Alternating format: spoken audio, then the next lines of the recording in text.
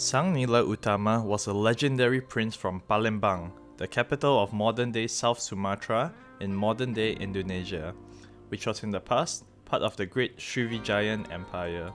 He was credited with founding the Kingdom of Singapura, or Singapore, in 1299. How exactly did he do this? What is his connection to Atlantis? And why would he probably beat you up in a fight? Let's explore the story of Sang Nila Utama in today's episode of Fight the Myth! Before we begin, there are numerous versions of the story of Sang Nila Utama, including of his origins. This video will just be covering one of them, specifically the Raffles MS-18 version of his story, which was dated to the year 1612. His story actually begins in the Sejarah Melayu or Malay Annals in ancient Macedonia with Alexander the Great, famous historical conqueror and rider in the Fate Zero series. Alexander embarked on a military expedition to India, where he married a princess from one of the kingdoms, and eventually, about 1,000 years pass, and his bloodline results in the birth of Raja Chulan, the ruler of the Chola kingdom in South India, and another great conqueror in his own right. The Malay annals go on to describe how Raja Chulan goes off on a military campaign across the Bay of Bengal and arrives at the southern tip of the Malay Peninsula, where Raja Chulan, being the absolute giga-chat that he is, dives under the sea to an underwater kingdom where a mythical group of underwater people live, basically Atlantis. And he goes on to marry the fairy princess of the underwater kingdom. They go on to have 3 children, one of the 3 being Sang Nila Utama. The 3 children were described as being young princes who descended from literal heaven and appeared on the sacred hill of Bukit Seguntang in Palembang. Imagine being a 14th century Indonesian peasant, going to your buddy and going, "Apa kabar?" and then seeing these 3 absolute units fall from the sky. The 3 young princes grew up, and Sang Nila Utama became the ruler of Palembang. He was bestowed upon the honorary title of Sri Tribuana, which when translated means the Lord of 3 Worlds. The 3 worlds, of course, being heaven, earth, and hell. This title signifies that Sang Nila Utama was a person of a higher status, showing off his rule over Palembang. One day, the young ruler of Palembang was out on a hunting trip with his men. They spotted a deer in the woods and gave chase, with the deer at the time likely being the southern red muntjac. They eventually reached the top of a hill, having lost sight of the deer. From the top of the hill, Sang Nila Utama looked around the surrounding islands, and in the distance, he saw an island that he had not seen before. It had sand which shimmered white on the beach. "Where is that island?" he asked his men. "Temasek," they answered. "Let's go there," said the prince. And so they did. The prince and his men took a boat and sailed towards the island of Temasek. Suddenly, a great storm arose with intense winds and strong waves. The boat was battered against the waves and at risk of capsizing. The prince ordered his men to throw all the cargo overboard to try to lighten the load and save the ship. However, the boat kept sinking no matter what they did. It was at this moment that one of his trusted advisors had the brilliant idea of going up to the prince and saying, "You should throw your crown over the ship. It's the heaviest thing left on board." Perhaps the advisor knew that the prince was descended from literal underwater fairy fish people. Or perhaps the advisor was jealous of a shiny crown atop his head. Nevertheless, the young prince listened to his advisor and his crown overboard. The second he did, the storm cleared, the waves became gentle, and the sky was as bright and sunny as a certain Wings Club fairy. Magic wings! The young prince and his men made it to the shore of the island of Temasek, where he caught sight of something unusual. He saw a magnificent-looking animal with a black head, white neck, and red body. He asked his men, "What is that animal?" Of which none of them had a clue. One of his ministers said, "I have heard of a creature that looks as magnificent and as regal as that. They call it Singa or Lion." The young prince liked what he heard and what he had saw. He thought of the sighting of the majestic creature as an auspicious sign and said, "This is where I shall live. We shall call this place Singapura or Lion City." And thus, one of the most expensive cities to live was created, home to the very historic, very ancient Universal Studios Singapore. We can take a dump in Shrek's toilet. So that's the mythological story of Singapore's legendary founding father. Part Indian, part Malay, percent Macedonian, but 100% gigachat alpha male. If you were a 14th century Indonesian from Palembang and walked up to him asking for a fight, would you be able to take him on? Let's go through Sang Nila Utama, aka legendary conqueror fish fairy princess fighting abilities. There are no available records for Indonesia's heights in the 14th century, with the oldest available records of Indonesians being from the 18th century of about 156 centimeters or about 5'2", with no records whatsoever of weight. However, being a great mythological hero, there is no way Sang Nila Utama would only be about 6 centimeters in height. But since we have no descriptions of his stature, how are we to measure his height? While no height or weight information is available for him or his famous ancestors Raja Chulan or Alexander the Great. Alexander the Great's father, King Philip II of Macedonia, Ready to work. had his skeletal remains measured at a whopping 5'11" or 180 centimeters. Being an old man, he likely shrunk with time and was probably tall.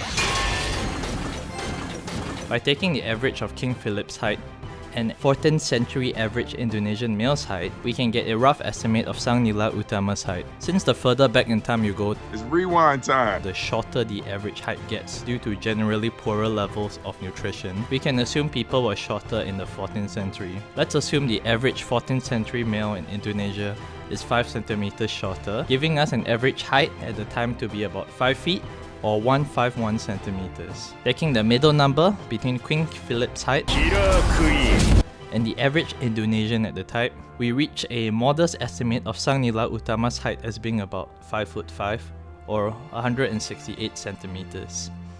In terms of fighting abilities, while the myths do not cover much about his fighting prowess, they do cover the fact that he was in the middle of a hunt for a deer where he went on that legendary hill where he spotted the soon-to-be-named Singapore.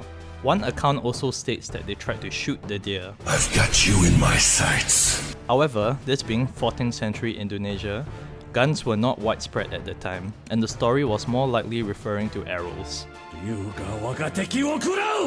Other depictions, such as statues of him, also have him carrying around a kris knife, a traditional Javanese curved dagger.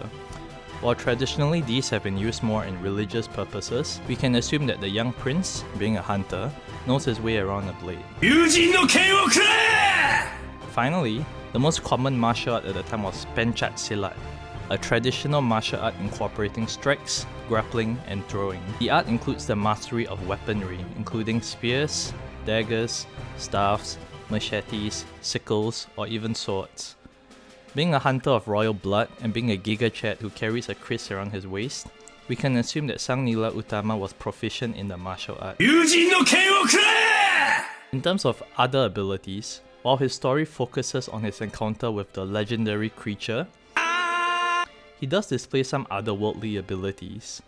When Sang Nila Utama threw his crown into the sea, the storm instantly calmed, allowing his ship and crew to land safely. This was most likely having to do with his fishy roots, with his mother being the literal fairy princess of an underwater kingdom.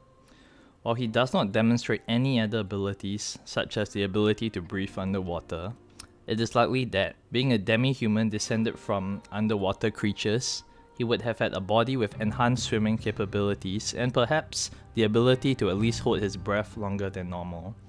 His calming of the storm with his crown demonstrates how, much like Moana, is loved by the sea and has a deep bond with it. Finally, as a divine being who descended from the heavens alongside his two brothers, he does display an almost divine supernatural foresight. While there were no recorded lions in Singapore's history, and most would just laugh at the prince and his men for thinking that they saw a lion, the sighting of the majestic red, black and white creature was actually a divine omen or vision, and was actually symbolic of the good fortune that would be to come after landing on the island. Sang Nila Utama was indeed a divine being who was favoured not only by the underwater kingdom of Bikini Bottom, but by the kingdom of heaven above. So how would you, an average 14th century Indonesian peasant, fare against the almighty founder of Singapore? Let's first assume you're a male, since you'll be fighting probably the most alpha gigachat of all the males of 14th century Indonesia. As we covered earlier, the assumed average height of a 14th century male in Indonesia is about 5 feet or 151 centimeters. We calculated Sang Nila Utama's height to be about 5'5" or 168 centimeters. This gives him a whopping 6.5 inches or 17 centimeters of reach advantage over your scrawny midget butt. Reach advantage alone gives him a great advantage for any forms of striking or grappling. Next, in terms of martial arts, Pencak Silat was a widespread martial art at the time. We can assume that you are also similarly proficient in martial arts. However, the average peasant at the time dealt in trades such as wet rice cultivation, aka rice farmer. Much of the diet of peasants at the time was sustained through agriculture or fishing, and hunting was not the main food source for the peasantry at the time. As such, compared to the rich royals who could hunt for sport, prestige, and fun fairly often, such as the great Sang Nila Utama, it is unlikely that the average peasant would have as much experience hunting, and thus would have had lesser fighting experience than Sang Nila Utama, who hunted for a hobby. As such, Sang Nila Utama is likely to overwhelm you with his superior experience, even if you did have a similar mastery of Silat as him. Finally, being a rice farmer descended from humans, it's unlikely you will have any special abilities. Should the fight take place underwater or near any body of water, his connection to the sea would likely kick in, and perhaps a storm or a sudden strong current might make your fight a little more difficult. His great favour with the divine beings of heaven might make him have a little extra good luck in the fight with you. Perhaps if you're both fighting with daggers, your dagger might break for no reason. Perhaps he would suddenly see a vision of a lion where your weak spot is, that he could just Falcon Punch! Thus, in terms of physical abilities, fighting skills, fighting experience, and as well as supernatural abilities, Bankai. Sang Nila Utama would have no trouble whooping your ass to Kingdom Come and taking it to Pound Town. Overall, however, the story of Sang Nila Utama was not one of conquest like his predecessors, Alexander the Great or Raja Chulan the Great. His story was one of adventure, one of discovery, one of adapting to adversity, and about the founding of a nation. The story reminds Singaporeans of the country's ancient roots and connection to the sea. It reminds us that although Singapore is now full of skyscrapers and the home of the minions from Despicable Me, there was once an island called Temasek with nothing but white sands and perhaps an out-of-place lion. Thank you for watching. If you enjoyed the video, please consider subscribing and maybe dropping a like. I'm currently saving up to earn enough money to buy a toothbrush.